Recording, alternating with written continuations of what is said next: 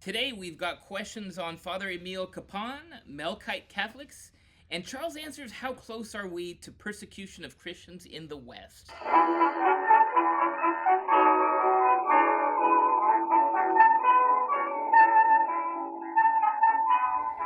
Welcome to another episode of Off the Menu. I'm your host, Vincent Franchini from Tumbler House, here with a hard-boiled Charles Coulombe. Hard-boiled? Yeah. You mean I'm like a character out of film noir? I knew the dame was trouble the minute she walked into my office. She had a pair of gams you could have hung a whole world on.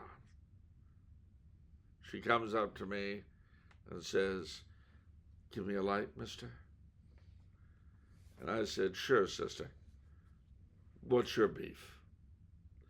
She said, "I don't know. I've got to vote in the election in November, and I don't know what to do." "Ah, can it, sweetheart," I said. "Nobody's forcing you to do anything you don't want to do. And anyway, maybe you deserve it." She said, "Well, I could be insulted somewhere else," and stormed out of my office. But like I said, a dame like that could ruin a man if he were lucky. Is that hard-boiled enough for you? That's hard-boiled enough for me. All right. Okay. Any more hard-boiled, we'd have eggs. Yeah. All right. Well, thank God it's fall, because here it's 105 degrees now. So if you guys hear this little low hum, I apologize. That's just the air conditioning. We're not used to that on the lower floors of the tower. It's kind of a new thing. No, it is. Partly because people are just starting to de-estimate. And as I was coming up into the studio, I saw old Rose, and she was still trying to pick bits of the cocoon silk out of her hair. I helped get the last of it out. She was grateful. And then the Lydia and the chicks in the Secretarial pool. That's the one. You'll be happy to know that one of the signs of autumn is that they are beginning to rehearse Turkey Lurkey Day. Turkey Lurkey Day, Tumbler House classic. Yeah. Yeah, I mean, it just wouldn't be Thanksgiving without Turkey Lurkey Day.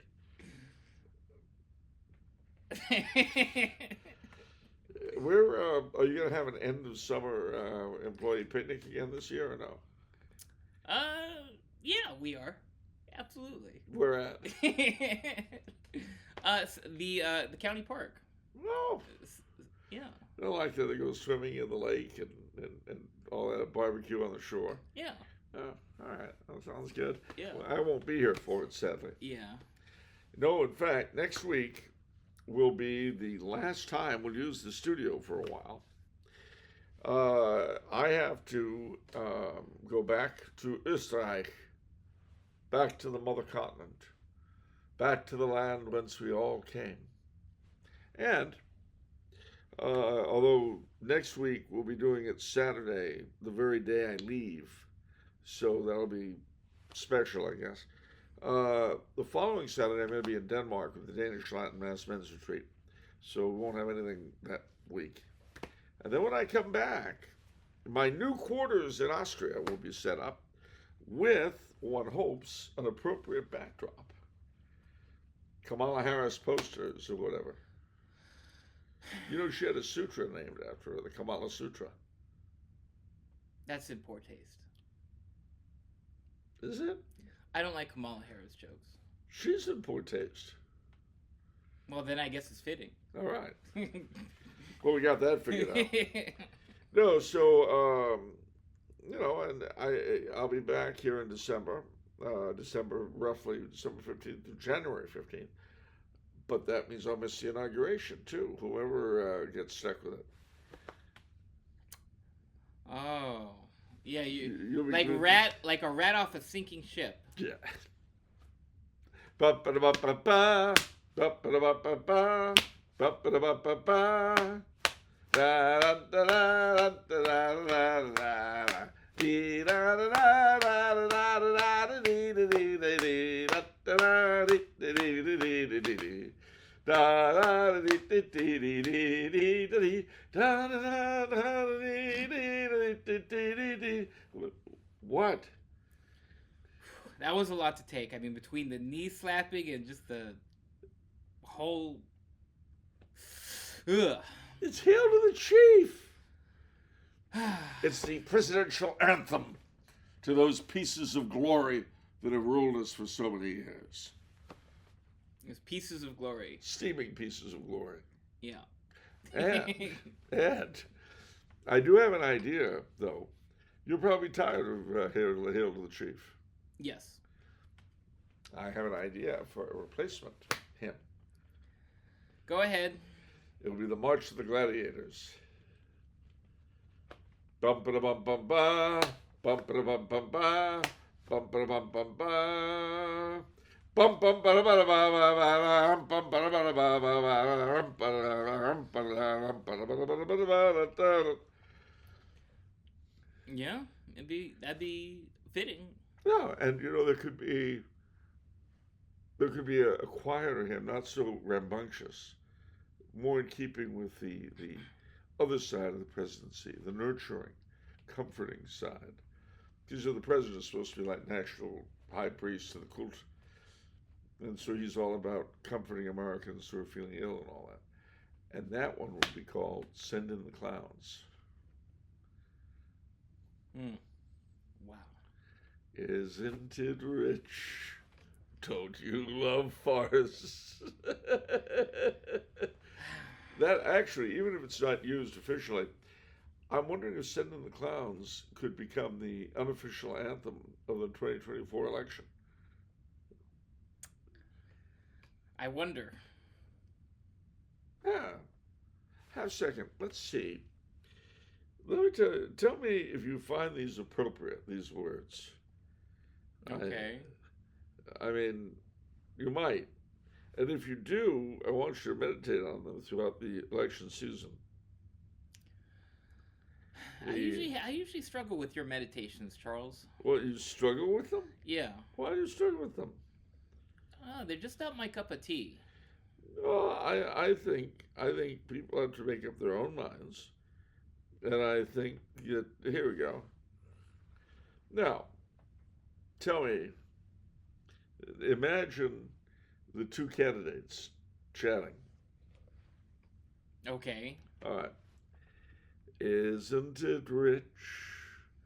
Are we a pair? Me here at last on the ground, you in midair. Where are the clowns? Isn't it bliss? Don't you approve? One who keeps tearing around, one who can't move. Where are the clowns? There ought to be clowns. Just when I'd stopped, this is actually Mr. Biden speaking, so it's the third person. Just when I'd stopped opening doors, finally knowing the one that I wanted was yours, making my entrance again with my usual flair, sure of my lines, no one is there. Don't you love farce? My fault, I fear.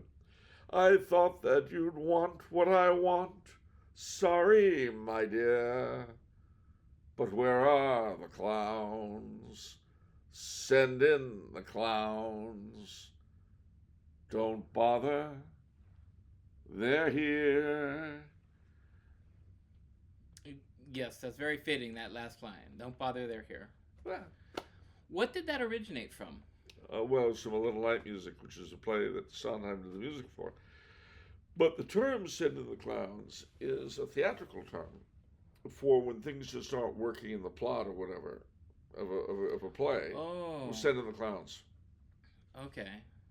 Because in those days, they had to keep the eye on the audience. If the audience are losing attention, they don't care, send in the clowns. Wow.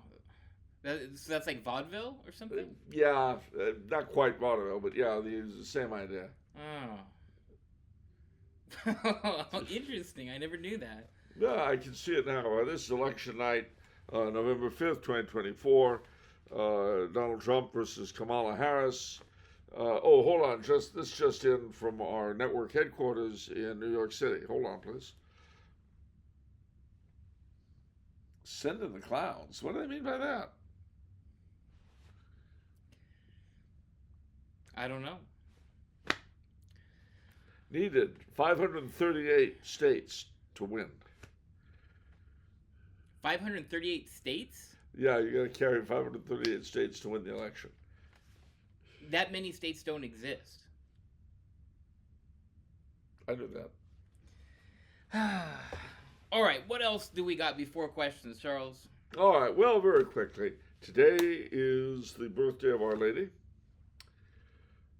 Tomorrow, or next Saturday when I depart, is the Feast of the Holy Cross in September, which is a great feast of knighthood. One of the things I would suggest you read my latest article for Catholicism.org, which is on the magic of this time of year.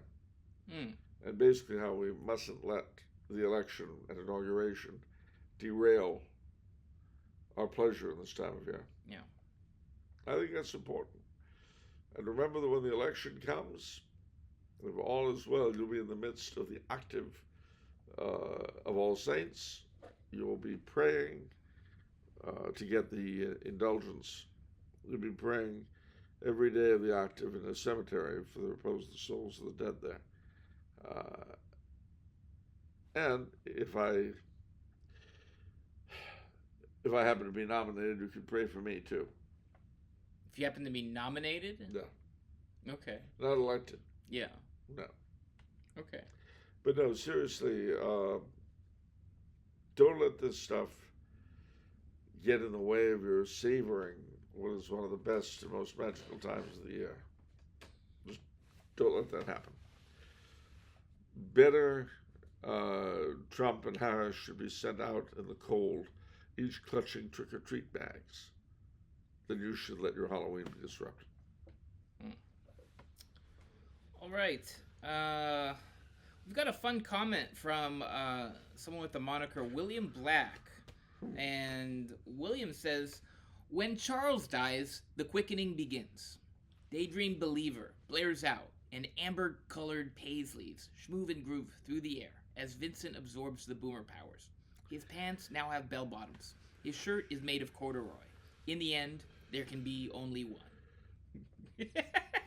He's predicting that when I shuffle out this mortal coil, you'll magically transform into a boomer. What do you think of that? Well, I will see. I don't know if bell-bottoms? Yeah. Corduroy? I mean... Yep. Corduroy bell-bottoms. It's hard to imagine, but I don't know. We'll see if magic is in the air then. Magic in the air, magic everywhere. Yes, okay.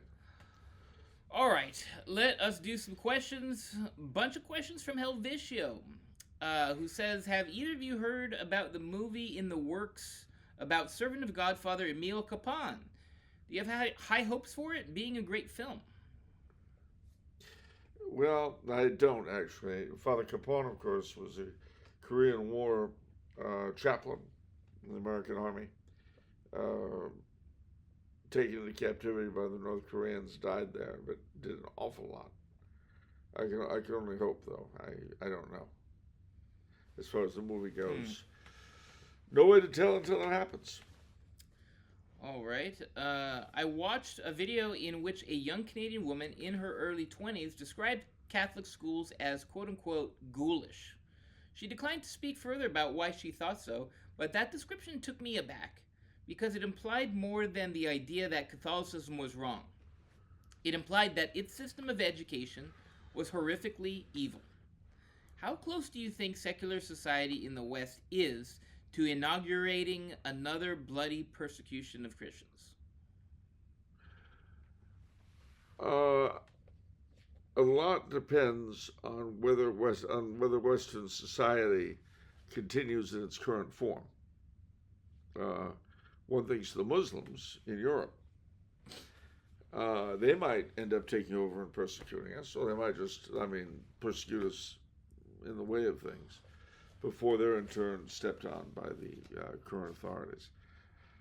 I think it's very much a possibility. I really do, especially because as the current generation of leadership of the church leaves, and we start getting a lot of these younger priests and nuns who really believe in the faith, we will be unless the state itself changes for various reasons, we will be on a collision course with the scumbags that own us.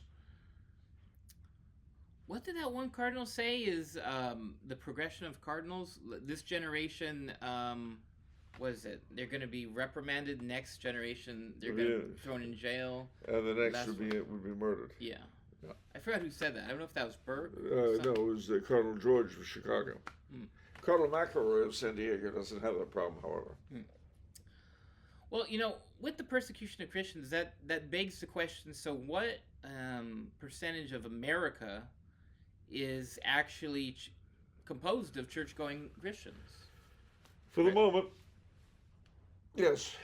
What, like 30%, 40%? Something like that. And of course, the question is always how badly are leadership prepared to punish the majority?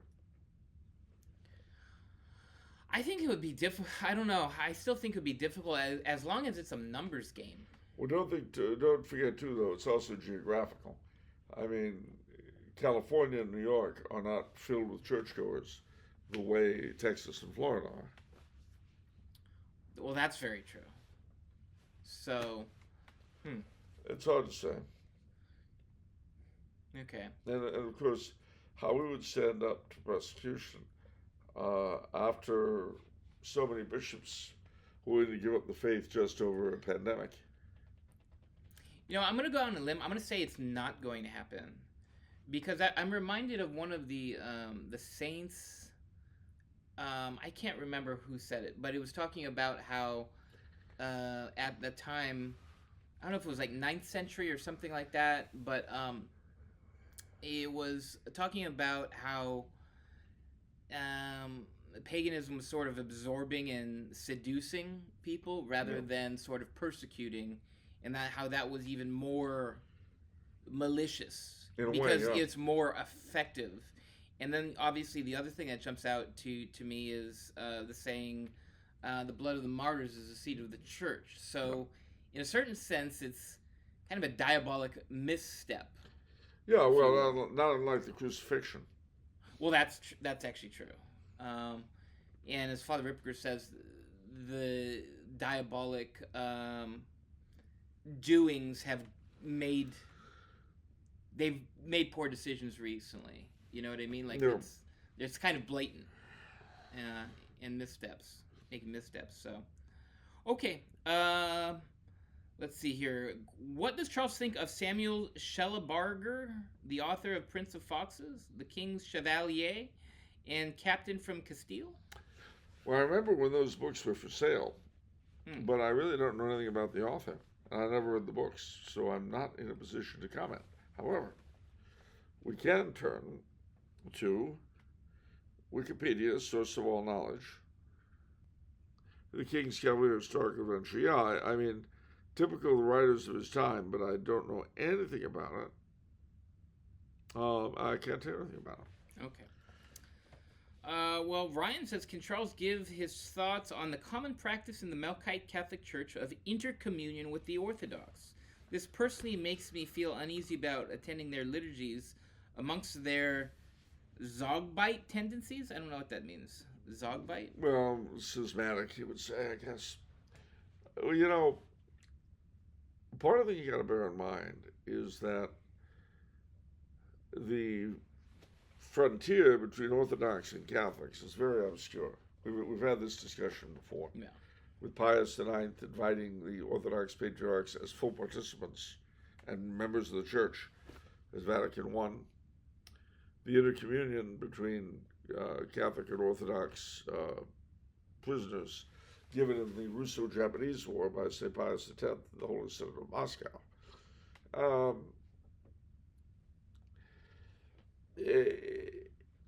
I knew a very fine Russian Catholic priest, Father Wilcock, who would give communion to Orthodox because he used to say that any Orthodox who would knowingly go to a Catholic priest for communion is ipso facto not a schismatic. So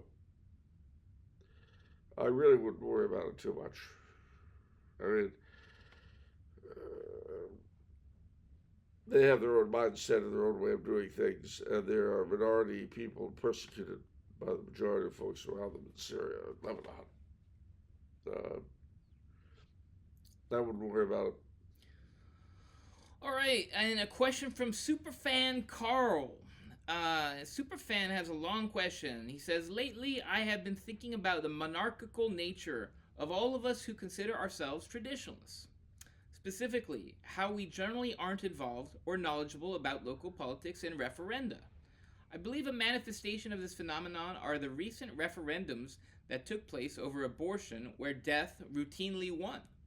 As Christians, we know that Christ is in charge and wins in the end. Yeah. So we don't focus on remaking the world into a secular utopia. True. I recall the vote we had decades ago in my state about creationism in the state school board. Those of us who did not want the state to impose the teaching of evolution had no idea of who to vote for. This was before the internet was a thing. The issue is exacerbated by the fact that when you do research individuals running for local government, it's difficult to find out what they stand for. Yeah. Outside of the fact that they love their family and pets. Yeah. Which is a good start. At any rate, we traditionalists spend all of our time focusing on installing a king, a president in our current situation, to solve all our problems. It's very odd that we can't collectively admit our system's shortcomings and face the fact that our current form of government doesn't effectively address our interests. Rather, many conservatives wax poetic about the virtues of our republic, yet what percentage of them could name their councilman and state representative? I sometimes wonder if this is mostly due to brainwashing or cognitive dissonance. What say Charles? Well, there's a lot there. I would have to agree with him. I mean, the basic problem you have, of course, is that with the exception of the colonial era Catholics, the vast majority of Catholics who came to the United States did so as poor immigrants and initially were grateful just to be allowed a place at the table. And the idea of evangelizing their country, of improving it, whether religiously or politically, was simply not there. You didn't begin to develop that outside of foreign circles. You didn't begin to develop that until the 20th century. And even there, they felt constrained to work within the system. So, what would it take? I think probably a collapse of some kind, persecution of some kind. I don't know.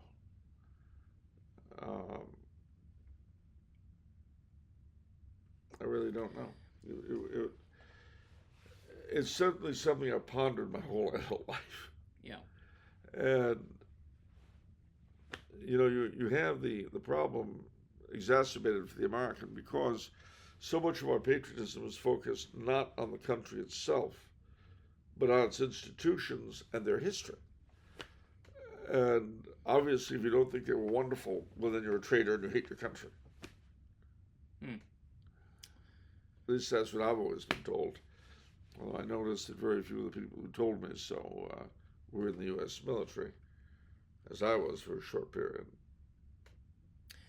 Yeah, Carl brings up a lot of good points. I think there's a lot of good discussion points kind of baked into what he says. The lamenting over a lack of localism, a lack of local knowledge. I think sort of playing devil's advocate a little bit, there's not a lot of information out there. It's kind of hard to be local and it's hard to be in the know. Like, there's not a lot of information out there to... You'd be surprised. There is, but you gotta know where to go for it. So, for instance, most city libraries, most cities have city libraries, which will have local history rooms and so forth, and most places have an historical society. A number, including Arcadia and Monrovia, have historical museums. Yeah. So, but the thing is, we're not used to thinking of it that way. To my way of thinking, you move to a new town, you should look into the historical society, the library, see what this town was that you're moving to is about.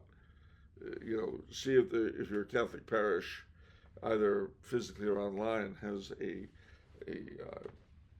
parish history. This kind of thing.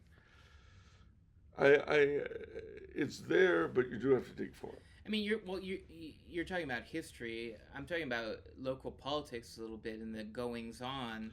Well, there are two. Chamber of Commerce, Rotary. I think you're simplifying. It's not that hard, especially if you're listening to council meetings. A lot of them, I feel like they're designed to be incredibly boring so that you can't actually follow through what's going on. It's just sort of drudgery. Well, that's true. I mean, that's one of the reasons why town meetings in New England, they go on for 3 days and people hate going. But the affairs of the town have to be discussed. Next item are the buckets that the highway salting man is going to need for this winter. We need 3 more buckets for him. There are 2 possibilities. We can buy them from Lehman and Sons, $25 a pop, but they'll last about 10 years. Or we could get them from Pickering. They're cheaper, but they will last longer. Yeah. Okay. That's great. Now multiply that by every bit of the town's business. But, okay, so there's that, but on top of that, there's no journalist who's actually able to take notes and say, okay, what happened here? Like, and put it out there in an engaging manner. Well, that's true. See what I'm saying? Like, there are people like me, myself, who are desiring to be more active, but those channels of communication aren't there. And it's hard to survive. There's a lot of things that you have to do. And so I feel like the way the media is with local politics, it sort of discourages activism. Well, it does. It does. And as you know, in some places when you've got, like Bell and Maywood, when you've got all this corruption going on, that's what allows it to go on. Right. So it's especially in California too. There was something where there was a news item I saw that I just happened to stumble upon over how much fresh water was diverted to save this certain fish in the Bay Area. Yes, in Sacramento, yeah. And like everybody's rationing out water, and there's this giant drought, and then like we just use like I don't want to say millions or billions of gallons of water to save the fish. You are questioning the wisdom of the state of California. I'm just saying that for something as absurd and scandalous as that, and if you were to poll every Californian, do they know about this scandal? I'm willing to bet the overwhelming majority don't. No, or the train to nowhere. Well, you mean the train? I thought the bridge to nowhere. There's a train to nowhere. Tell me about the train to nowhere. Well, Governor Brown pushed it. It was going to be a high-speed rail. Oh, the bullet train. Yeah. The bullet train, that's right. The train to nowhere. That's right. So, well, all I can tell you is that this is something we certainly have in common with our fellow citizens. Yeah. That's it. We're kind of on a tight schedule today, ladies and gentlemen. So this was kind of a short episode, kind of the shortest episode ever. Yeah, it's really short, and we'll try to make up for it next week because we'll have more leisure, more glazed donuts than ever before, like 7 or 8 of them per person. Yes, something like that. Yeah. if you want more content, if you're just dying for it, the Patron subscription is waiting there for you. We did an extra 35 minutes on the pre-show. It was a little bit longer, yeah. A little bit longer. We went in depth today on Putin. A lot of interesting stuff there in terms of Russia, China. So if you're interested in all of that, it's the pre-show to watch. And why? Because we like you. You keep saying that. Yeah, we like you. You know where that comes from? What is that? Where? M-I-C, cereal soon. K-E-Y. Why? Because we like you. M-O-U-S-E. Mickey Mouse. Mickey Mouse.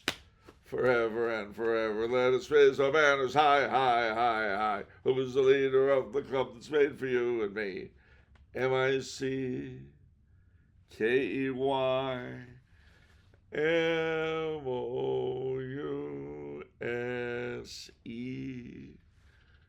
Okay, so you're part of the Mickey Mouse Club. Yeah. Yeah. That sounds about right. I was a Republican. Britney Spears was part of the Mickey Mouse Club, too. So how do you feel about that? Well, I feel Britney has strayed from mouse rules.